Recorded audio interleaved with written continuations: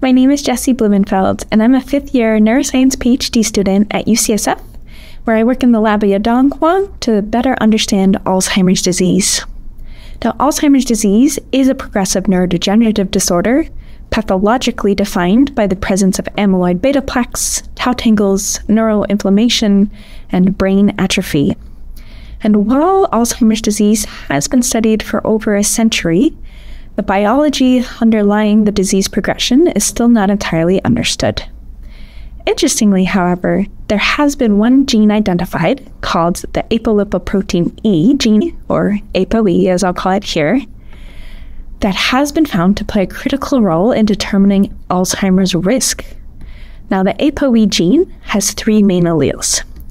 The first main allele, called ApoE3, is present in 65% of the population. After this, the second most common allele is that of ApoE4, which is present in 24% of the population. Though ApoE4 is just one peptide away from ApoE3, it's actually the greatest genetic risk factor for sporadic Alzheimer's disease. Also interesting is that of the other key allele of ApoE, which is ApoE2, which also differs just by one peptide from ApoE3, but actually greatly reduces one's chance of getting Alzheimer's disease, and is termed a protective variant. Additionally, recent mutations have been found in this ApoE gene, such as that of ApoE R136S, or Christchurch as written here, which protects carriers from developing even the aggressively early onset forms of Alzheimer's disease.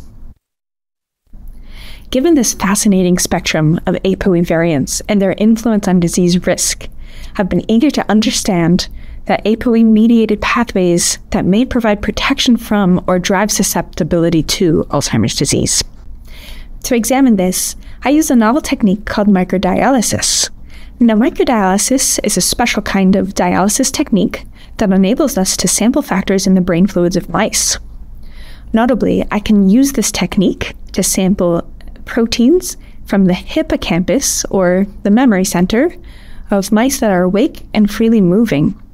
Then, using targeted assays, as well as unbiased proteomic techniques, I can examine these interstitial fluid samples from both disease-destined and disease-resilient ApoE mice to better uncover the key cellular pathways that are important for triggering a cascade of AD-related pathologies.